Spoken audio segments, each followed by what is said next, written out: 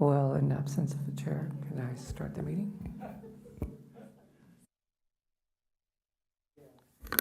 Julie, do you know if it's recording?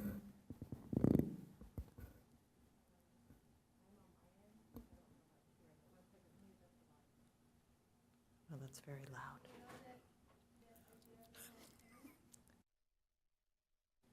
We are recording. You can start. Well, in absence of the chair, I call the meeting to order at 5:05.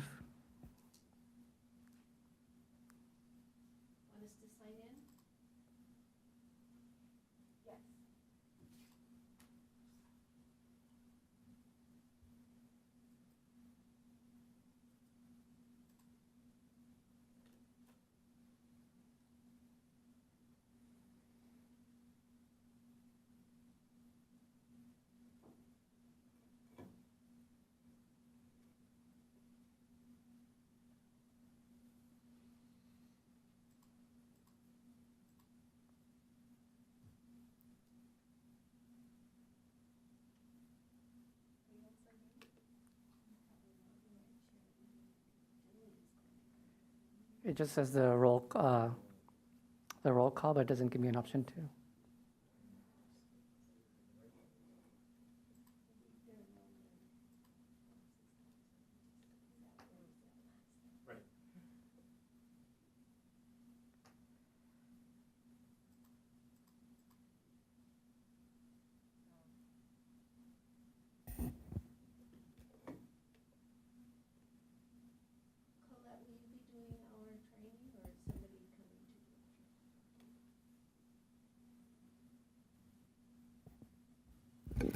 Let the record show all commissioners are present except for Krala Schmidt, Abraham, and Dilly.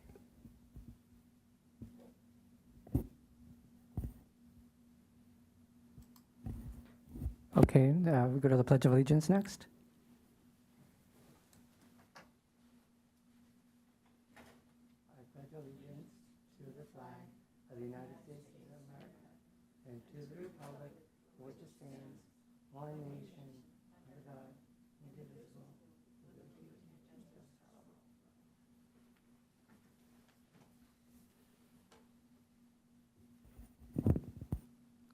Item 4, and then the training for the Arts and Economic Prosperity Survey. Yes. Okay, let me.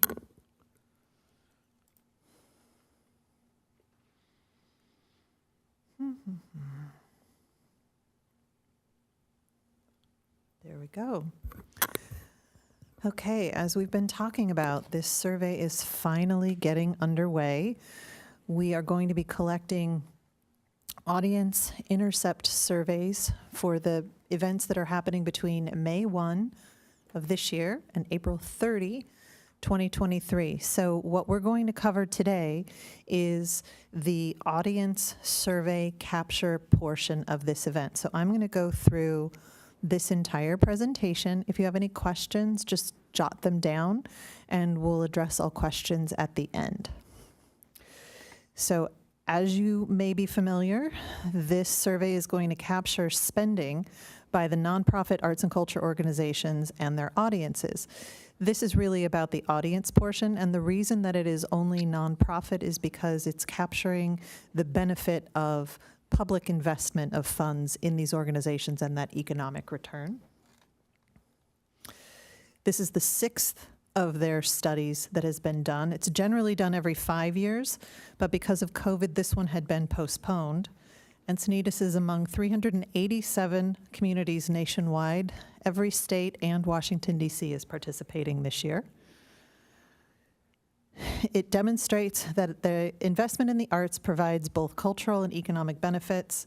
Why this is important is we want the public to understand why this survey matters. So this data, which I will be giving you when you go to actually conduct surveys, I'll prepare a package so that you've got that, so that you have those facts and you can speak confidently about it. But why I spent so much time on this information is because this is the stuff that we want the public to understand and why this survey matters. So it talks about nonprofit arts and culture organizations as business and how this attracts tourists, how it contributes to our economy, and how it's not just our local dollars, but tourist dollars. And this is incredible revenue. When people come from outside Encinitas, not only are they contributing to the actual arts organization, but they spend even more money when they come to events within Encinitas. So there are two primary ways to do this. The Audience Intercept Survey of attendees to arts and culture events is the big one. The budget and attendance survey of the organizations itself is a separate piece. I just want you to know about it because that is the other half of this survey process. So the audience survey, as I mentioned, it is for events that are happening in Encinitas only between May 1 and April 30 of next year. Encinitas is responsible for collecting a minimum of 400 of these audience surveys. We can collect more, but we must get 400.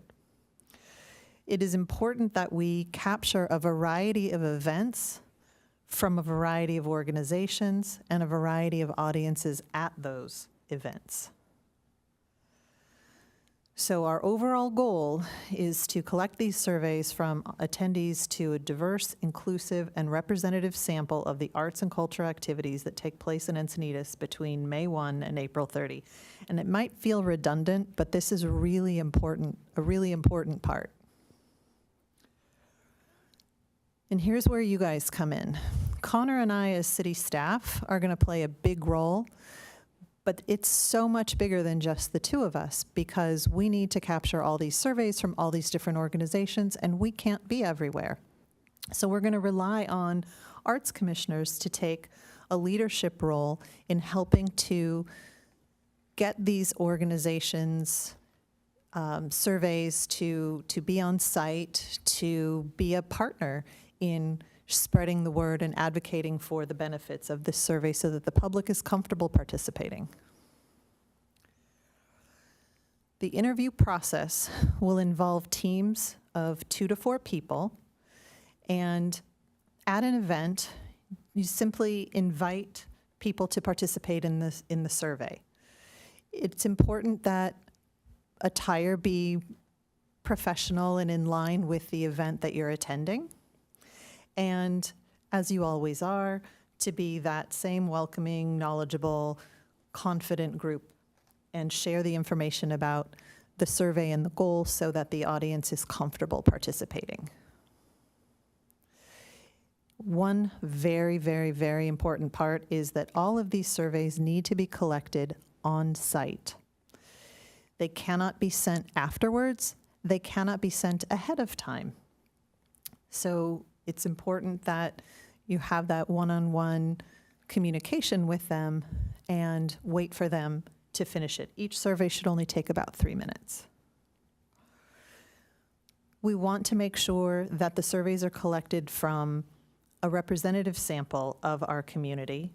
So we're going to make sure that we are, and this is where Connor and I are going to make sure that the events are diverse, not just in terms of the demographics of the audience, but also what the event is. So some are going to take place in small seated venues, some are going to be huge festivals at the community center or at Moonlight Beach, so a variety of different kinds, some performing arts, some visual arts, some music, theater, poetry, and so on.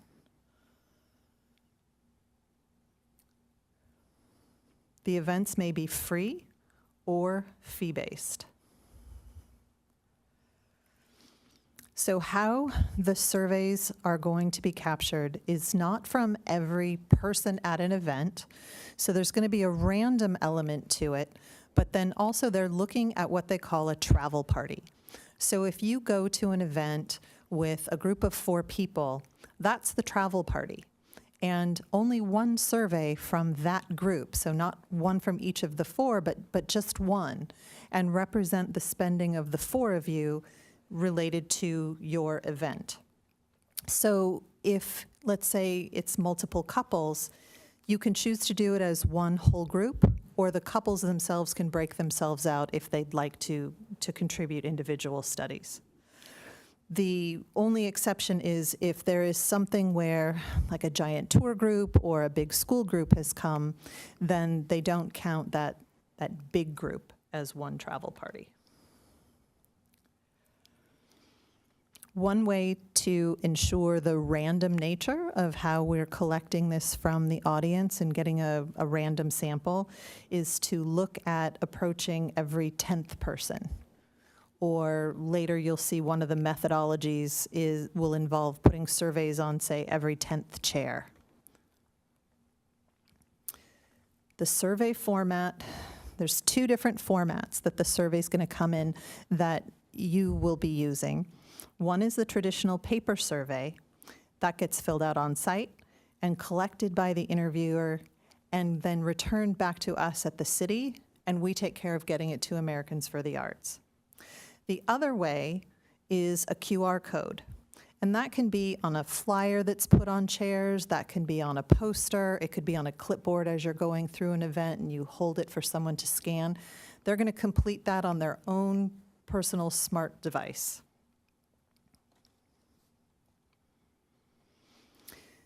With the paper survey, there are a couple of ways to use it. And one, they're calling the traditional method.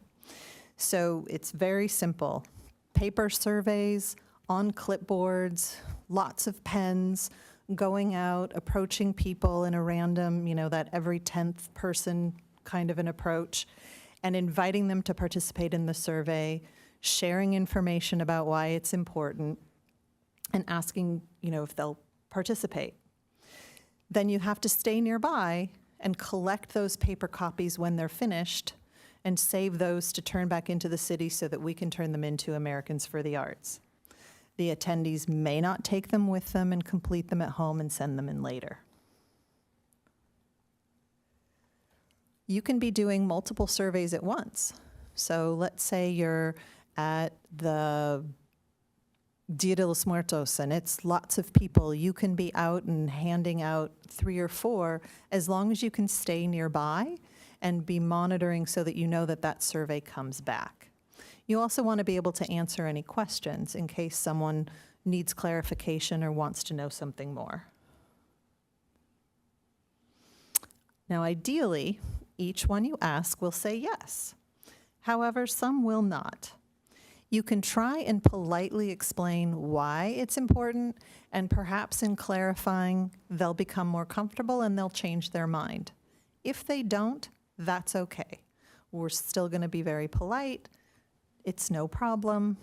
And then you just move on to the next person and see if they'd be interested in working with us. The surveys are very short. They should not take more than about 3 minutes. At a performance, the best time to do it, to collect them from the audiences, is before. Not a lot of events here have an intermission. If they do, that's a great time. But often people will arrive early, they want to find a seat, and that's a good time to go up and maybe start a conversation and ask if they'd be interested in doing the survey. Catching them on their way out is a good time, but often they're on their way to dinner, to get home for the babysitter. Not quite as much time, but still a good possibility. We're never going to try and ask them questions during a performance. At a larger event, so I'll go back to Dia de los Muertos, where it's a big open festival event, we can do it at any time. So you can be walking through and engaging with people the duration of the event, trying to capture as many audience surveys as possible. Again, trying to be random, that's still, the every 10th tends to be a little more difficult in that way, but if you understand the intent of just trying to be random, then I think you'll be okay, you'll be successful. Again, the surveys must be collected while the attendees are on site. The pre-event random method, we're allowed to do it this way. They feel like this yields a lower rate of response, but it's still an option. So in seated events, like a concert or a play or something like that, ahead of the event and with the permission of the event organizer, the surveys would get put down on every 10th chair. And then prior to the event, either you as the interviewer or a member of the host organization, or if they are willing and interested, a member of the entertainment. So if it's one of the musicians or an actor in the play, ask them to make the introduction and explain the benefit of the survey. By doing that, it makes a connection between the event that they're at and what we're asking them to do as an audience in contributing this information. You as the interviewers are going to want to stay nearby in the lobby, wherever, so that you can capture those paper copies when they're done. We can leave a box there, but the further removed we are from that collection process, us as the city and you as the interviewers, the greater chance there is that those surveys could get misplaced, and then that hard work that's been done is lost. The other way, in addition to having the paper copies, is the QR code. These can work in tandem with each other. We can have the paper copies and QR codes at the same event. I think of like big festivals, events like that. It would be an easy thing to do. So the traditional method of using the QR code is that interviewers would have flyers with brief instructions and the QR code on them, and you could hand them out. You could also again, we go back to that concert or the theater, we can put those same flyers with the instructions and the QR codes on every 10th seat. Now, the difference here is that we're not collecting anything. They're going to complete these surveys on their own device, and all those results are going to go directly to Americans for the Arts. So some of the frequently asked questions. What if people decline because they don't want to give personal information? I'll show you the survey when we get to the end of this presentation, but you can let them know that it doesn't ask for any personal information like their name, their address, their contact information. It does ask for their zip code, and that helps us know if they are from within Encinitas or if they are traveling from without Encinitas to participate in this. And it also asks for some generic or some general demographic information. What if a person doesn't fully complete the survey? That's okay. So let's say they're interested in only completing the information about what they spent in connection with the event and they're not comfortable with the demographic information. That's okay. Ask them to please give us their zip code, because that really does help us understand whether they are from within Encinitas or if they are a cultural tourist. If they still don't want to, that's okay. What if one person in a travel party declines to participate, but another says they'll do it? That's okay. So if you approach a group and you say, would you do it? And the first person says no, but then the friend says, oh, I'll do it. You say, thank you very much, and you give them the survey. What if the person already took the survey? Can or should they take it again? So only one survey per travel party per event. However, that same person or travel party might complete the survey multiple times throughout the year at different events. So they go to a concert, they might go to a play, they might go to the Brougham on the beach, they might go to a poetry slam. They could complete this survey a number of times, and that's okay, because each one of those events is a different cultural transaction.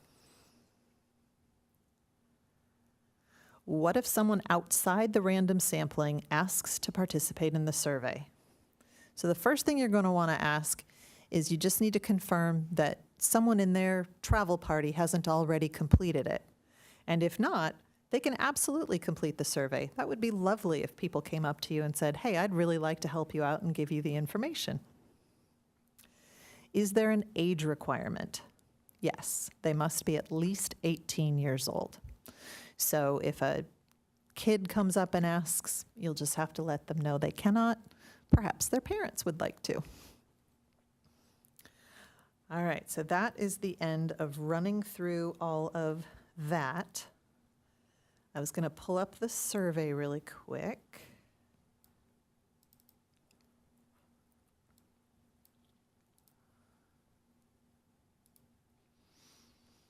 So these are the questions.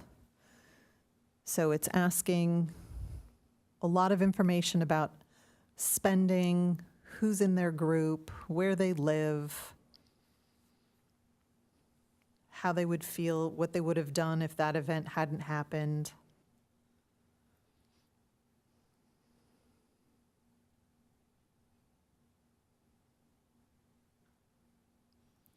And then on the back side, continues with a little bit more of the cultural, and then starting with 9, it gets into some demographic data. And here's where we understand some people are not going to want to share that information. We hope that they will, because it's not tied to them, but it will give a really nice picture.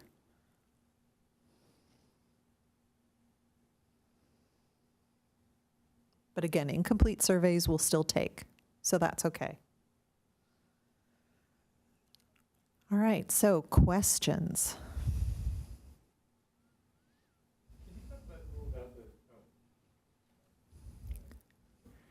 Can you talk a little bit about the logistics of this? Is there going to be a database for people of events or people to sign up? Because I can imagine you don't want 100 people going to do surveys at one and none at the other and all that. Exactly. So we have started a great calendar on our side of all the events that are happening, and are going to start organizing at our next Monday meeting, at our commission meeting. We'll talk a little bit more about signing up and getting connected to some of these events. I'll have that calendar, say May, June, July, and be able to start having you commit to some of those so that you can. Like it said, doing this in groups of 2 to 4 is best, and the bigger the event, the more of those groups of 2 to 4 that we need. But mostly what I really need your help with as commissioners is you are an extension of us as staff, as being the leaders in that role. So if I have other volunteers, whether it's NCL or any other group of volunteers, you are that point person. So I am going to continue working on feeding you all the information you need so that you can speak very confidently and passionately about the reason why this survey matters. So if those volunteers have questions because the public has asked them something they don't know the answer to, you're able to give them that help. You're able to make sure that those surveys get collected, that they get back to us so that we can get them into Americans for the Arts so that that data is recognized and is tabulated. Related question, and I don't know, you may have answered part of this, but who is going to let the event organizers know in advance? Okay. We'll take care of that part of it, and then we'll let them know. So if you're going to be my point person at a dance event with someone here in Encinitas, I'll let them know, here's who's coming. In addition, I'm going to have this many volunteers. And we will have checked with them ahead of time. Okay. What time are you letting your audiences in? Is it all right if we do it here? We'll discuss whether it makes more sense to do the traditional method or the pre-event random method. So we'll have worked out that kind of information ahead of time and then share that information with you so you know exactly what the expectation is and you know what the host organization understands is going to happen. Okay, great. And did you want us to kind of start doing outreach for more volunteers, trying to recruit more people? I know yes. That's kind of one of the tiers of the people who do the survey. Definitely. Okay. Because as you can imagine, throughout the year and in some of the events that are larger, more and more are going to be required in order for us to do a good job of getting that representational sample of who was there and what happened. as you load up your calendar, do you have any kind of target distribution of, well, first of all, is there a total goal of more than 400 that you're seeking? No, I don't have an expectation beyond that. I'm going to really focus on us getting 400. Once we hit that, I think we keep going because we want to capture as much data as possible so that that information is accurate. Because that information is a justification for supporting the arts, why funding matters, that investment of funding. So we saw that in some of those earlier slides. This small amount of money turns into a big amount of money because it's not just the revenue from, say, a ticketed concert, but if they've gone to dinner, if they paid a babysitter, if they bought a dress before they went to the event, if they stopped and got gas in Encinitas on their way in, that's money. So it's not just the money that the arts organization itself generates, it's what their activity contributes to other businesses' economic benefit in the community. So when we load up the calendar, are you going to sort of distribute the goal of questionnaires as you work through the calendar year? So by the quarter, we want 100 by the fall and so forth. Yes. To help us understand Yes. how we're doing, Yes. which venues are successful, which aren't. Not that we're going to all go to the easy ones, but I think it just helps everyone to understand. Like, we did great in the summer. Let's keep going, and we might reach 400 by March, and then at that point, Right. a little more flexibility.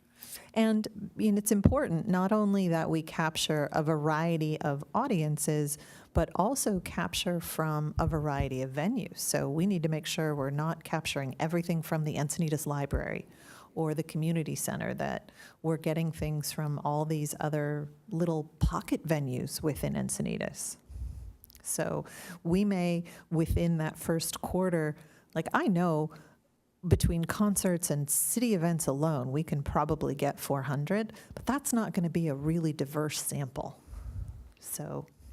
Okay, I have a question about the QR code. So is that time and place stamped? Because if you're having to collect a physical that at that moment, at that event, how do you time and place stamp a QR response? So that question was discussed during our training, and they are taking a leap of faith that people's attention span will have it be that they will primarily only do it right then when they are on site. If they choose to do it later, they choose to, there is not the same measure of control. But if someone is that excited about taking it home and doing it later, evidence shows that it's not quite as accurate as right there in the moment, but they understand that that may or may not be the case. They also will have our schedule of what events we've done. So it's going to kind of line up, and they'll have an idea of this cluster of QR code responses on this day at this time. We can clearly tie to this event. These 2 or 3 that are the outliers are probably people who shoved the flyer in their bag, and when they got home, they sat down and they did it. They'll still count it, but they're just going to know that that was not done on site. But how do they know anywhere in the state or anywhere in the region? Oh, we have our own, as the city of Encinitas okay, has its code. own, but we don't have one that is tied to each specific event, but we do have one that is tied only to the city. Good, thanks. Yes.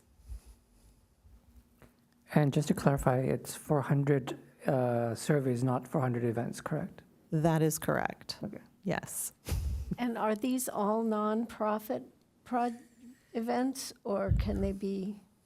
So we're calling it nonprofit, but it is nonprofit, municipal, exempt. So basically not that for-profit commercial arts organization. So if you think about it in terms of the kinds of organizations that would qualify for funding, excuse me, for local, state, federal funding. It could be a school play. It could be the things that we're doing at the city. It's the arts nonprofits, Encinitas Friends of the Arts, Litvac Dance, Encinitas Ballet, all of those kinds of things. Who wrote this questionnaire? Americans for the Arts developed this questionnaire. I just think 11's kind of odd to continue asking that educational requirement. It's just, here I am, I'm attending an event. You know, my salary may be important, my zip code is critical because it's a localized, it's just, that stuff gets a little tiresome. But I think a lot of people might pass because they're tired of hearing that. Right. Still, it's their voluntary omission. Right. And that's okay. If they don't want to give that, that's okay. That zip code really is the most Oh, yeah, I important understand that. among that, but because I'm with you on that part. So if they're not interested in all of that, no worries. Would you just kindly tell me your zip code and see if they'll give you that info? Another thing that's strange is on 10, it asks, are you younger than 18? You can't even fill out the questionnaire if you're less than 18. It might mean that disqualifies the survey. I don't know that to be the case, but we were given that criteria that all audience members who complete the survey need to be at least 18.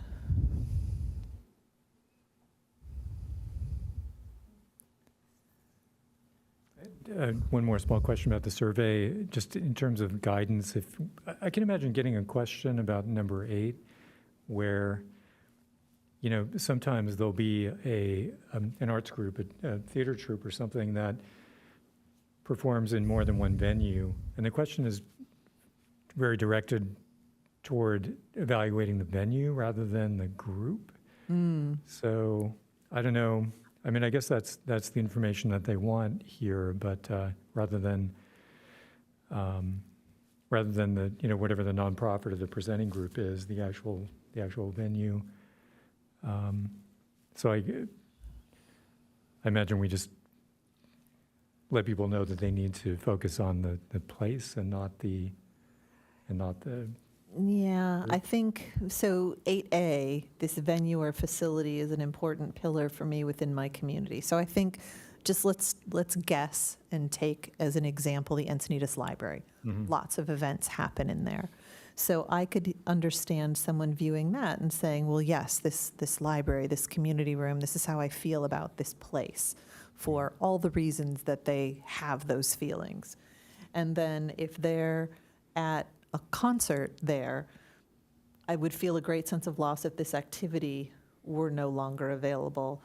Maybe they loved the concert, and then the next time they're there, it's a different kind of an event, and they say, well, I could have done without this. They might answer that question differently depending upon which event they're at. Yeah. Especially if we're collecting comments before the performance. It's more about the accessibility and the format, I think, the location, than the performance, if we're collecting their questions before they see the performance. Well, and it could be it's something that they already know about. It's hard to know. We're just going to have to It's all gonna trust be that different. they're going to answer it the way they interpret it. I totally understand your point and see that it is not completely clear. And I can go back to page 1, too. We can look at those questions, just in terms of the kind of data that they're going to be capturing, that economic information.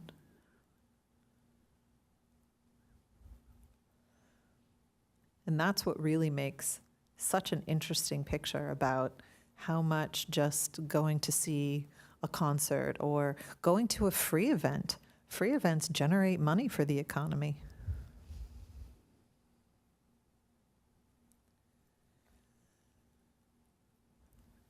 If you've ever been down on El Camino Real on Saturday afternoon, and all of the restaurants, the little fast foodie restaurants, are full of kids in sports uniforms. They go and they play their game or whatever it is, and then they go out to lunch. Mom does not take them home and fix lunch. They eat Exactly. lunch on So- the way home. So were we including Or the- they've been running around Exactly. and they're hungry and they want something to eat, and it's 3:00 in the afternoon, so. Well, and a similar thing happens in downtown Encinitas, Bro-Am, for instance. there's thousands of people flooding our city, and they're walking, because if they were lucky enough to get a parking place, they are not giving it up to go drive and find something to eat. They are going to likely go find it within walking distance along the 101. I just want to say I'm really glad we're doing this, by the way. I've seen the data that Americans for the Arts has provided before, and it's really useful and helpful. And I wondered, so this has been done here in the past, right? I wondered did you have how quickly did you reach, was there the same 400 goal, and did it take a long time to get there, or how did that all? Encinitas participated a little bit differently for AEP5, so I can look and find out how the requirements were achieved. I will share, our requirements are only 400. Some of the larger areas must do 800. Oh, wow. And if they have specialized zones, they need to do an additional quantity within their special zone. So we have 3 cultural districts in the county of San Diego. Each of those cultural districts has its own requirement in addition to what that city has a requirement for. So I'm not super worried about hitting our 400 as long as I can rely on all of you, and the other 3 commissioners who aren't able to be with us tonight will have an opportunity to get this training and to be able to participate. And so with all of your help and with volunteers and with a great deal of organization that Connor is helping with and getting organized on these events, I think that we can be really successful by starting at the beginning. We're not going to wait. We're going to jump in and make sure that we're capturing a variety of events at a variety of venues held by a variety of organizations. And then I think Jeff was talking about doing that evaluation of what kinds of things were easier, which kinds of things were harder. And then we can maybe brainstorm, hey, this didn't work, and come up with solutions for maybe how it'll be more successful going forward. So this is going to be an ongoing conversation at our commission meetings for how things have happened, between the meetings. What kinds of things did we learn? What can we share with one another so that the process continues to be even more successful as we move forward? Any other questions I can answer? If you think of more later, just write them down. Feel free to send them to me, and I can answer them later. This isn't your last chance by any means. Yes. Okay. When do these results become public for this survey? So I believe it is in September of 2023 we get the final survey. Ish, in that neighborhood. Yes.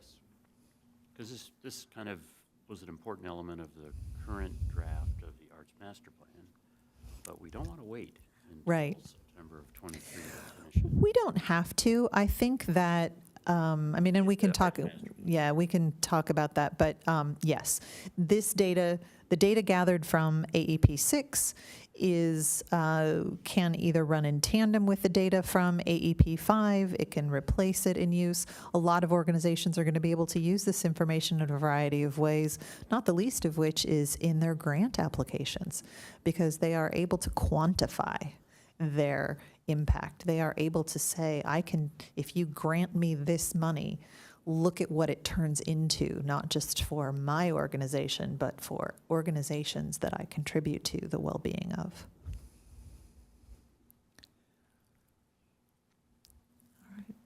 So will we get information about, for specific events? What kind of, Yes. right down to specific events? So we'll know exactly what kind of an impact a Eco Day has, or Dia de los Muertos, or They are able to give us some specificity. There's actually a calculator on their website, and by putting in some of that data, they're able to give us very specific information about events if we have enough of it.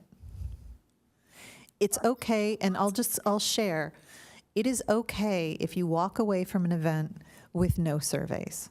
I know it's going to be disappointing and it's going to feel like it's time perhaps not spent the way you would have liked to, but you'll walk away having learned something and we'll be able to approach the next time differently. It's okay if you walk away with one survey. It's still one that we can turn in. The more that we have from any one event, the more they're able to give us that kind of data you're talking about, Kathleen, the impact of any one event. But we're going to seek, overall, the goal is to get that information about Encinitas as a whole. But yes, the organizations will be able to gather information based on this survey about their specific contribution within that overall picture, which will be really good for them. Back to those grant funding opportunities. Any other questions I can answer for now? All right. Well, thank you very much. I will continue to prep materials and information, and we will continue a different part of this conversation in our meeting on Monday. Thank you. And that is the conclusion of our training tonight. So the media adjourns at 5:44.